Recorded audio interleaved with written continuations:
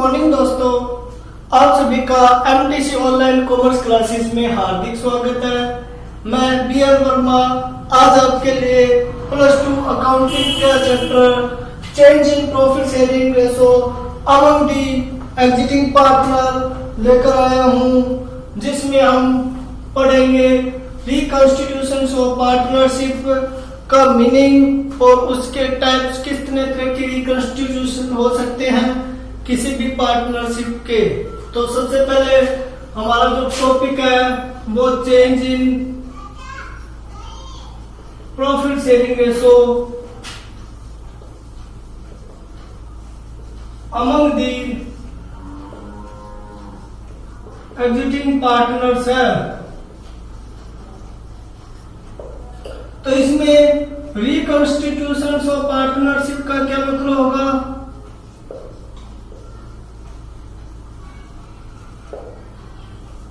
वो पढ़ेंगे। जो पार्टनरशिप है, पार्टनरशिप का मीन्स दो या दो से अधिक पार्टनर्स के बीच आपस में कोई भी तरह के डील होना, एग्रीमेंट होना, कोई भी ऐसे बिजनेस को चलाने के लिए जिसका मेन मोटिव प्रॉफिट कमाना होता है, वो पार्टनरशिप होगी। जैसे ए एंड बी है, वो दो पार्टनर हो सकते हैं जब उनका मोटिव प्रॉफिट अर्न करना है और उनका मोटिव जो बिजनेस रनिंग करना है। तो ये पार्टनरशिप है, वो एक तरह का रिजल्ट होता है एग्रीमेंट का। अगर पार्टनर्स के बीच किसी भी तरह का एग्रीमेंट होगा तो वो पार्टनरशिप कहलाएगी और उनके द्वारा जो चलाई जा रही है वो पार्टनरशिप फर्म होगी। अगर किसी भी कारण इस एग्रीमेंट में चेंज हो जाता है तो जो पार्टनरशिप फर्म है उसका रिकंस्ट्रक्शन या रिकंस्टिट्यूशन हो जाएगा, वो नई पार्टनरशिप फर्म एस्टैब्लिश हो जाएगी। तो रिकंस्टिट्यूशन ऑफ पार्टनरशिप होने के अनेक रीजन हो सकते हैं। तो सबसे पहला रीजन है change in profit sharing ratio. Change in profit sharing ratio. अगर जो ओल्ड पार्टनर्स हैं उनके बीच जो प्रॉफिट शेयरिंग रेशो है उसमें अगर चेंज हो जाता है तो जो पार्टनरशिप फर्म है उसका रिकंस्टिट्यूशन हो जाएगा और जो पुरानी पार्टनरशिप फर्म है वो बंद हो जाएगी, उसके स्थान पर नई पार्टनरशिप फर्म का पुनर्गठन होगा। जैसे for example A and B partners है जिनके बीच रेशो 3:2 है। अगर उनके प्रॉफिट शेयरिंग रेशो में चेंज हो जाता है, न्यू रेशो ए और बी का 2:1 है, तो जो पुरानी पार्टनरशिप है वो समाप्त हो जाएगी और नई पार्टनरशिप फर्म का पुनर्गठन हो जाएगा। तो फर्स्ट कारण हो सकता है रिकंस्टिट्यूशन का change in profit sharing ratio. Second है death and retirement of partner.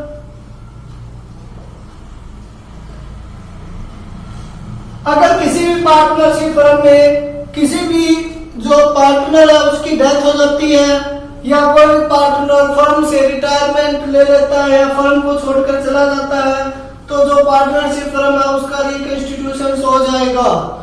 तो जैसे अगर एक पार्टनरशिप फर्म है उसमें A B and C partners है, उनका प्रॉफिट शेयरिंग रेशो 3:1 है। अगर उनमें से अगर बी की डेथ हो जाती है या रिटायर हो जाता है वो, तो जो पार्टनर रहेंगे वो फर्म के ए एंड सी होंगे और उनके बीच एग्रीमेंट भी नया तैयार हो जाएगा। तो जो पुराना एग्रीमेंट है वो समाप्त हो जाएगा, जिसके कारण रिकंस्टिट्यूशन ऑफ पार्टनरशिप फर्म होगा। इसके अलावा जो पार्टनरशिप फर्म का रिकंस्ट्रक्शन होने का कारण हो सकता है admission of A partner. Admission of A partner. अगर किसी भी पार्टनरशिप फर्म में कोई नया पार्टनर एडमिशन लेता है तो जो पुराने पार्टनर्स है उनका जो रेशो है वो चेंज हो जाएगा। इसके अलावा नई पार्टनरशिप फर्म का रिकंस्ट्रक्शन हो जाएगा। जैसे ए एंड बी पार्टनर्स है, अगर उनके बीच सी एडमिट होता है या एडमिशन लेता है नया पार्टनर, तो जो पार्टनरशिप फर्म है वो ए एंड बी एंड सी की कहलाएगी। तो ये क्या एक तरह से रिकंस्ट्रक्शन ऑफ पार्टनरशिप फर्म है हो जाएगा। इसके अलावा साझेदार के रिकंस्ट्रक्शन होने का रीजन हो सकता है दो या दो से अधिक फर्मों का अमेलगमेशन हो जाना, जो पार्टनरशिप फर्म है उनका अमेलगमेशन होना।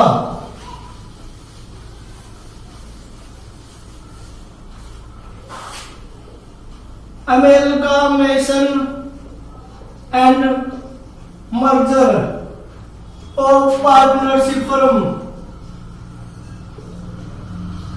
अगर पार्टनरशिप फर्म है उसका अमेलगमेशन या मर्जर हो जाता है तो वो पार्टनरशिप फर्म का रिकंस्ट्रक्शन हो जाएगा। जैसे for example A and B partnership firm थी एक अलग से, और एक पार्टनरशिप थी एक्स एंड वाई, ये दो पार्टनरशिप फर्में थी A and B X and Y. Amalgamation का मतलब होता है दो या दो से अधिक फर्में आपस में मिल जाना और नई फर्म का निर्माण करना, वो अमेलगमेशन में आएगा। तो ए एंड बी है वो पार्टनर्स है जिनका ए एंड बी है वो पार्टनरशिप फर्म है, और एक्स एंड वाई एक अलग से पार्टनरशिप फर्म है। अगर ये दोनों पार्टनरशिप फर्म आपस में मिल जाती है तो नई partnership firm A B X and Y होगी।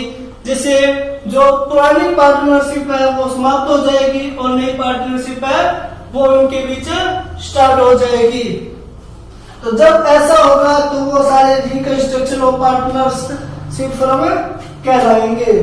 जब पार्टनरशिप फर्म्स का ये सारा रिकंस्ट्रक्शन होगा तो उनके रेशो में भी चेंज होगा, उनका नया रेशो कैलकुलेट करना पड़ेगा, उनका कुछ गेनिंग एंड सैक्रिफाइस रेशो भी निकालना पड़ेगा। इसके अलावा हमें बहुत सी ट्रांजेक्शन करनी पड़ेगी। तो सबसे पहला हमारा जो टॉपिक है वो change in profit sharing ratio से है। तो ये इस चैप्टर में हम change in profit sharing ratio अर्थात जब प्रॉफिट शेयरिंग रेशो में चेंज होगा तो क्या क्या ट्रीटमेंट किए जाएंगे, क्या क्या एंट्री की जाएगी, क्या क्या वैल्यूएशन किया जाएगा, कैसे उनको हम रिकॉर्डिंग करेंगे, तो उसके बारे में पढ़ेंगे।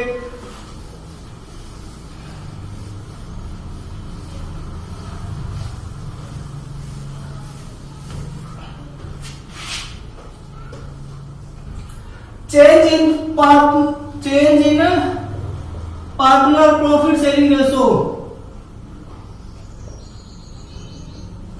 अगर पार्टनर प्रॉफिट शेयरिंग रेशो में चेंज होता है तो किसी भी पार्टनर का हिस्सा है या जो शेयर्स है वो इंक्रीज भी हो सकता है और डिक्रीज हो सकता है। एक पार्टनर से उसका हिस्सा कम भी हो सकता है, एक पार्टनर उसका हिस्सा ज्यादा भी हो सकता है। तो जो लाभ विभाजन अनुपात में अगर हमारा परिवर्तन होगा तो सबसे पहले हमें सैक्रिफाइस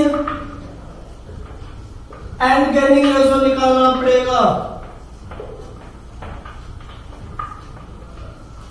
सेकंड नंबर पे हमें कैलकुलेट करना पड़ेगा गुडविल, फर्म की जो गुडविल है उसकी कैलकुलेशन करनी पड़ेगी। और थर्ड नंबर पे हमें रिजर्व एंड सरप्लस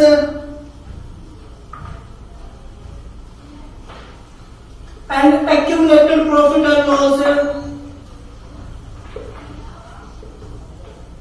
लॉस की जो एंट्री एडजस्टमेंट एंट्री वो करके दिखानी पड़ेगी। इसके अलावा हमें कैपिटल का एडजस्टमेंट करना पड़ेगा, कैपिटल एडजस्टमेंट करनी पड़ेगी। तो इस तरह हमें रिवैल्यूएशन करना पड़ेगा।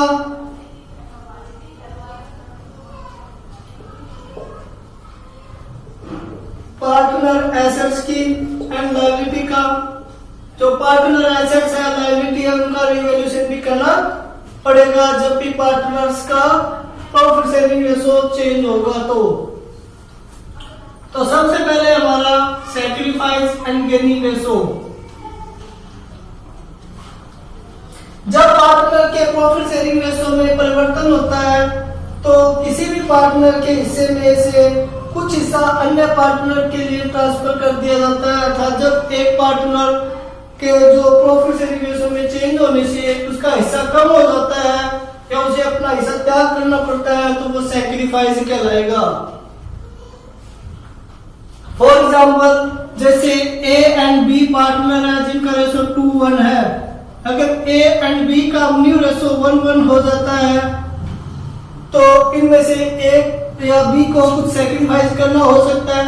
फॉर एग्जाम्पल अगर वो 6 रुपए को पहले इक्वल बांट रहे थे 2:1 के रेशो में, तो ए के आ रहे थे 4 और बी के आ रहे थे 2 रुपए। अगर आप इस रेशो के अकॉर्डिंग बांटेंगे तो उनका रेशो, उनके जो हिस्से आएंगे 3-3 रुपए आएंगे। इससे प्रूव हो रहा है कि जो चेंज हो रहा है तो इसके फलस्वरूप ए का हिस्सा वो कम हो गया और बी का हिस्सा है वो बढ़ गया। तो जिसका हिस्सा कम होगा वो सैक्रिफाइस करेगा, जिसका हिस्सा अधिक होगा वो गेनिंग करेगा। अर्थात जब प्रॉफिट शेयरिंग रेशो में चेंज होने के कारण किसी भी पार्टनर का हिस्सा बढ़ जाता है तो वो गेनिंग पार्टनर कहलाएगा, और जिस पार्टनर का हिस्सा कम हो जाता है तो वो पार्टनर सैक्रिफाइस पार्टनर कहलाएगा। तो इसको निकालने के लिए हमारे पास कुछ फॉर्मूले हैं, तो उन फॉर्मूला का हम अध्ययन करेंगे। तो सैक्रिफाइस रेशो का जो फॉर्मूला होगा वो हमारा सबसे पहले सैक्रिफाइस रेशो अगर हमें निकालना है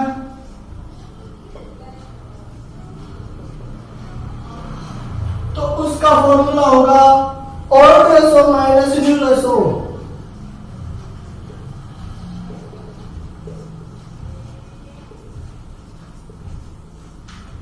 old ratio minus new ratio and gaining ratio का जो फॉर्मूला होगा वो न्यू माइनस ओल्ड रेशो होगा। अगर ओल्ड माइनस न्यू करके देखते हैं तो पॉजिटिव की जो अंश आएगा वो सैक्रिफाइस होगा, अगर नेगेटिव में आएगा वो गेनिंग होगा। अगर इस फॉर्मूले से हम sacrifice and gaining ratio both निकालते हैं, अगर सैक्रिफाइस रेशो का जो फॉर्मूला यूज करते हैं ओल्ड माइनस न्यू, और इसी से अगर हम सैक्रिफाइस और गेनिंग दोनों ही निकालना चाहे तो जो पॉजिटिव में जो अंश वाला आएगा, जो वैल्यू आएगी वो सैक्रिफाइस होगा, और जो नेगेटिव में आएगा वो गेनिंग होगा। अगर इसके अलावा गेनिंग रेशो का हम फॉर्मूला लगाते हैं न्यू माइनस ओल्ड, तो इसमें जो पॉजिटिव का आएगा वो गेनिंग होगा और नेगेटिव में आएगा वो सैक्रिफाइस होगा। तो ये फॉर्मूले से ही हम दोनों निकाल सकते हैं, सैक्रिफाइस भी निकाल सकते हैं, गेनिंग भी निकाल सकते हैं। गेनिंग रेशो से ही हम सैक्रिफाइस और गेनिंग रेशो भी निकाल सकते हैं। फॉर एग्जाम्पल जैसे ए बी पार्टनरशिप फर्म है, A and B partnership firm है जिनका रेशो 2:1 रेशो है। उन्होंने डिसाइड किया है कि उनका प्रॉफिट शेयरिंग रेशो फीचर्स में इक्वल होगा। जैसे मैंने पहले एग्जांपल दिया था उसी के according A and B partner profit sharing ratio 2:1 है, न्यू रेशो उनका 1:1 है। ये उनका ओल्ड रेशो है, ये उनका न्यू रेशो है। तो हमें सैक्रिफाइस एंड गेनिंग रेशो निकालना है तो हम फर्स्ट फॉर्मूला यूज कर लेते हैं। Old ratio of A and B is equal to 2:1, new ratio A and B is equal to 1:1।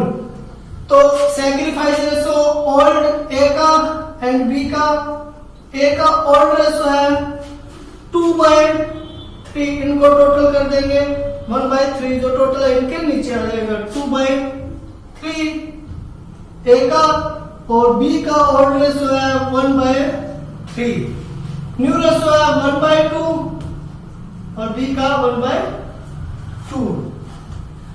इन दोनों का एलसीएम में लेते हैं जो कि आएगा 6। अब इसको सॉल्यूशन करेंगे तो 4, 3, 1/6 पॉजिटिव, तो ये सैक्रिफाइस हो जाएगा। इसी तरह इसको अगर सॉल्व करते हैं तो ये आ जाएगा 2 - 3 - 1/6, ये नेगेटिव में है तो ये गेनिंग हो जाएगा। तो इस तरह सैक्रिफाइस एंड गेनिंग रेशो की कैलकुलेशन करेंगे। अगर इसी और एग्जांपल लेके चले हम कि 2 से ज्यादा पार्टनर हो तो कैसे निकालेंगे। जैसे A B and and C है उनका प्रॉफिट शेयरिंग रेशो 3:1 है, ये उनका ऑड रेशो है among A B and C. अब उनका जो न्यू रेशो है वो 2:1 है, new ratio A B and C का 2:1 है। अब उनका सैक्रिफाइस रेशो जब निकालेंगे तो ऑल्ट रेशो आ जाएगा ए का, बी का एंड सी का। ऑल्ट ए का आएगा 3/6, 2/6 बी का, 1/6 सी का। इनका जोड़ जो होगा वो 6 होगा, डिवाइड बोल लिखा जाएगा। इसके अलावा न्यू रेशो आएगा वो 2/5, 2/5, 1/5 हो जाएगा। अब इसका एलसीएम लेके इसको सॉल्यूशन करेगा, एलसीएम 30 आ जाएगा, तो 3/30। इसका 630 एलसीएम आ जाएगा और 10 2/30 माइनस ये गेनिंग हो जाएगा और ये सैक्रिफाइस हो जाएगा। इसी तरह इसका 30 एलसीएम आ जाएगा, तो 5 - 6 1/30, तो ये भी गेनिंग हो जाएगा, ये माइनस में आया तो ओनली ए सैक्रिफाइस कर रहा है, बी और सी है वो गेन कर रहे हैं। इसके अलावा दोस्तों सैक्रिफाइस रेशो का जो आएगा वो हमेशा गेनिंग रेशो के बराबर होगा, जितना सैक्रिफाइस करेंगे उतना ही गेनिंग होगा पार्टनर्स का। तो इस तरह हम सैक्रिफाइस एंड गेनिंग रेशो निकाल ले सकते हैं। अब हमारा इसी में एक टॉपिक है वैल्यूएशन ऑफ गुडविल। गुडविल क्या होगा, उसकी कैसे वैल्यूएशन करेंगे, तो इसके बारे में पढ़ेंगे।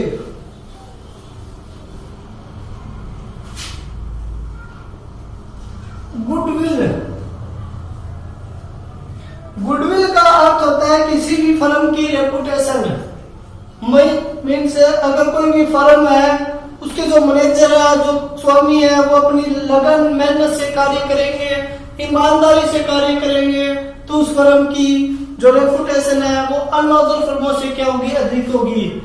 क्यों उसके फर्म की रेपुटेशन अधिक होगी, क्योंकि वो ना किसी के साथ बेईमानी कर रहे हैं, ना किसी भी तरह का कोई भी धोखाधड़ी कर रहे हैं और अपनी ईमानदारी से कार्य कर रहे हैं। और जो प्रोडक्ट जो वो सेल कर रहे हैं या सर्विसेज वो सेल कर रहे हैं वो अच्छी क्वालिटी की है, उसमें किसी भी तरह की कोई मिलावट या सर्विसेज में कमी नहीं है, जिसके कारण उनकी गुडविल होती है।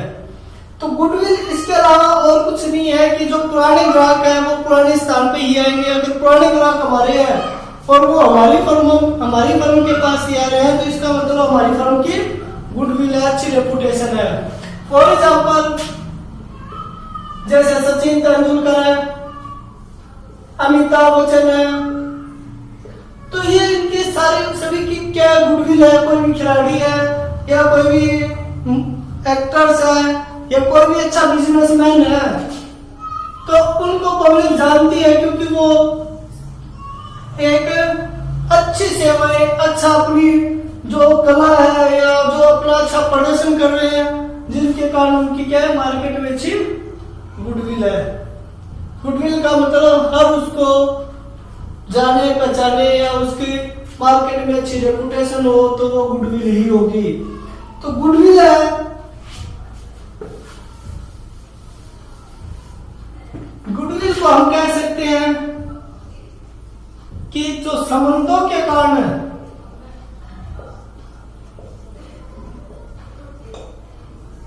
हमें जो लाभ हो, जो रिलेशंस के कारण हमें वो जो लाभ हो वो गुडविल ही है। हमारी अच्छी रिलेशन है जिसके कारण हमारी अच्छी गुडविल है, या जिसके गुडविल के कारण हमें अधिक लाभ होंगे अन्य फर्मों से ज्यादा। तो फ्रेंड्स गुडविल की कुछ विशेषताएं हैं। तो सबसे पहले गुडविल की विशेषताएं क्या है,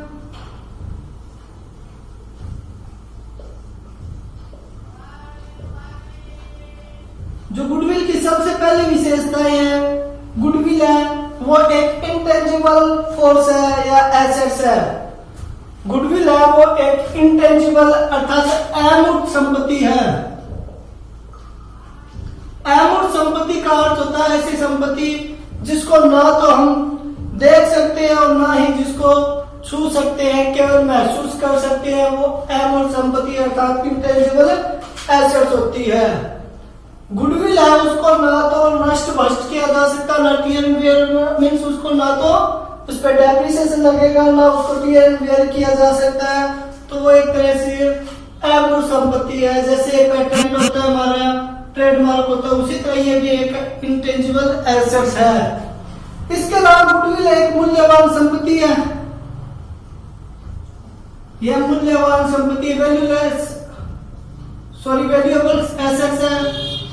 गुडविल है वो एक मूल्यवान संपत्ति है जिसका कोई मूल्य नहीं है, अर्थात जिसकी गुडविल है उसको अनदर एसेट्स की ज्यादा जरूरत नहीं है। मतलब अगर किसी पर्सन की अच्छी गुडविल है तो उसको ज्यादा फाइनेंस अपने पास रखने की जरूरत भी नहीं होगी। तो ये एक मूल्यवान संपत्ति है। इसके अलावा गुडविल है वो लाभ कमाने में हमारी अधिक सहायता करती है। लाभ अर्जन में हेल्पफुल है, अधिक सहायक है। गुडविल है वो हमारी लाभ कमाने में अधिक सहायता करती है। गुडविल की सहायता से हम अन्य फर्मों से ज्यादा लाभ कमा सकते हैं। इसके अलावा जो गुडविल का मूल्य है वो निरंतर बढ़ता घटता रहता है। गुडविल का जो मूल्य है वो निरंतर कम ज्यादा होता रहता है, अर्थात उसमें उतार चढ़ाव आता रहता है। अगर जैसे हम कहते हैं कि अगर धोनी है, अगर वो किसी मैच में अच्छा खेलता है तो उसकी उस टाइम अच्छी गुडविल होगी, उसको एड वगैरह अच्छी मिलेगी। अगर वो उसकी परफॉर्मेंस कम होने लग जाती है धीरे धीरे तो उसकी गुडविल फिर कम हो जाएगी। अगर फिर वो अच्छा खेलने लग जाता है तो गुडविल फिर बढ़ जाती है। इसी तरह फर्म में है, फर्म की कुछ टाइम गुडविल अच्छी होती है, फिर कुछ टाइम उसकी अनदर फर्म में मार्केट में आ जाती है, फिर वो फर्म की गुडविल क्या हो जाएगी, कम हो जाएगी। फिर दोबारा वो अपने आप को ग्रोथ करती है, फिर उसकी गुडविल इंक्रीज हो जाती है। तो इसमें मूल्य में चेंज होता रहता है। इसके अलावा गुडविल का मूल्य तभी निकाला जाता है जब हमारा संपूर्ण बिजनेस सेल आउट किया जा रहा है। गुडविल का वैसे बीच में मूल्यांकन करने मतलब नॉर्मली वैल्यूएशन नहीं किया जाता। एग्जैक्ट जो वैल्यू आएगा वो जब हम फर्म की सेल करेंगे तभी गुडविल का वैल्यू आएगा। इसके अलावा जो गुडविल है उसका सही मूल्यांकन करना कठिन है। सही फेयर वैल्यू निकालना बहुत कठिन है। अकॉर्डिंग हर पर्सन के अकॉर्डिंग हर एक की अलग अलग गुडविल हो सकती है। मेरी निगाह में किसी अनदर पर्सन की गुडविल है वो हो सकता है बहुत ज्यादा है, और आपकी नजर में वो गुडविल है उस व्यक्ति की रेपुटेशन है वो हो सकता है कम हो सकती है। तो गुडविल का सही से मूल्यांकन करना बहुत मुश्किल है। तो यह हमारे गुडविल का उसको कौन कौन से फैक्टर इफेक्टेड करते हैं। हमारा टॉपिक है गुडविल को इफेक्टेड करने वाले फैक्टर्स है। जो गुडविल है उसका सबसे पहला फैक्टर इफेक्टेड करता है व्यवसाय का सुविधाजनक स्थान पर होना।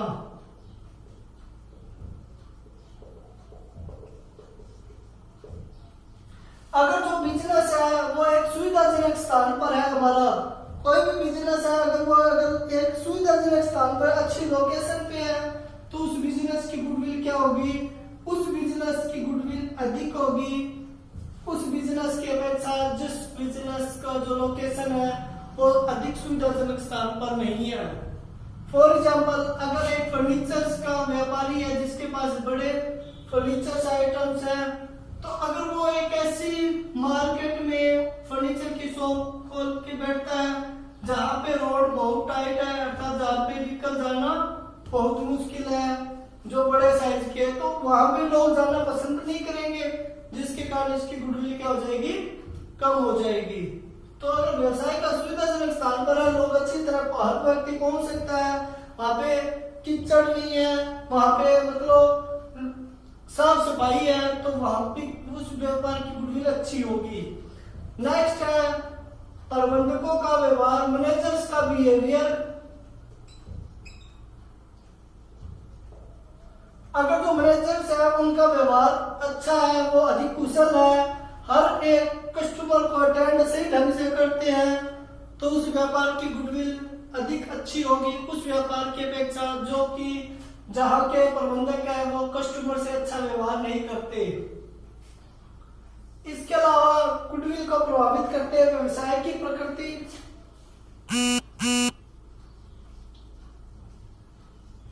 गुडविल को जो बिजनेस की नेचर से है वो भी इफेक्टेड करती है। बिजनेस है वो आवश्यक वस्तुओं का आवश्यकता है, आरामदायक वस्तु का आवश्यकता है और सुविधाजनक वस्तु का आवश्यकता है। या लग्जरी जो वस्तु है उनका हो सकता है आराम। जो आवश्यक वस्तु का जो बिजनेस जिस तरह का प्रकृति वाला व्यापार है उसकी गुडविल अन्य व्यापारों से बहुत अधिक होती है। फॉर एग्जाम्पल अगर आपके पास आटा, नमक इस तरह के कोई भी व्यापार है तो उनकी गुडविल अधिक होगी। तो आप कहीं पे हो उनका अगर व्यापार स्टार्ट करते हो तो उसको व्यापार चलने में कोई भी प्रॉब्लम नहीं आएगी, बहुत कम प्रॉब्लम आएगी, तो उनकी गुडविल अच्छी होती है। इसके अलावा लाइसेंस का होना,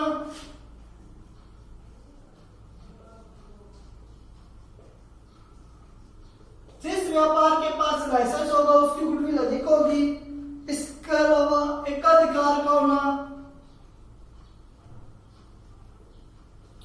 जिस व्यापार की मार्केट में मोनोपोली है, एकाधिकार है, वो अकेली फर्म है तो उस फर्म की गुडविल अन्य फर्मों से अधिक होगी। इसके अलावा जोखिम की मात्रा,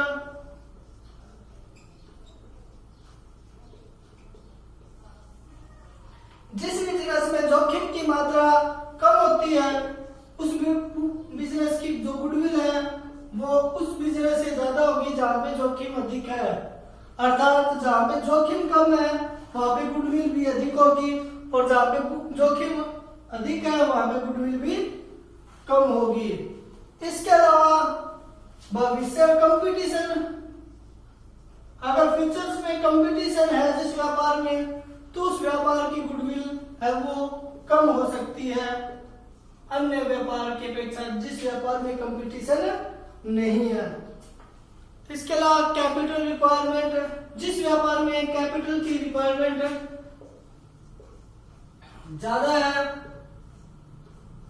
तो उस व्यापार की हो सकती है गुडविल कम हो। किस व्यापार की अपेक्षा जिसमें कम कैपिटल की रिक्वायरमेंट है और प्रॉफिट है सेम है दोनों का। अगर एक बिजनेस है ए और एक बिजनेस है बी, अगर इसमें 5 लाख रुपए लगा के हम 10,000 रुपए कमा रहे हैं और इसमें 2 लाख रुपए लगा के भी हम 10,000 रुपए कमा रहे हैं तो इस व्यापार की गुडविल है वो अधिक होगी जिस व्यापार की अपेक्षा ए की अपेक्षा, क्योंकि उसमें ज्यादा रुपए लगा के भी हम सेम प्रॉफिट कमा रहे हैं। तो ये फ्रेंड्स एक फर्म की गुडविल को अफेक्टेड कर सकते हैं। नेक्स्ट क्लास में हम पढ़ेंगे जो हमारी गुडविल है उसको वैल्यूएशन करने के कौन कौन से मेथड है उनके बारे में हम डिस्कस करेंगे। तो नॉर्मली रूप से गुडविल के वैल्यूएशन करने के लिए हमारे जो मेथड्स होते हैं वो 3 मेथड है। तीनों मेथड का हम नेक्स्ट क्लास में स्टडी करेंगे। थैंक यू दोस्तों।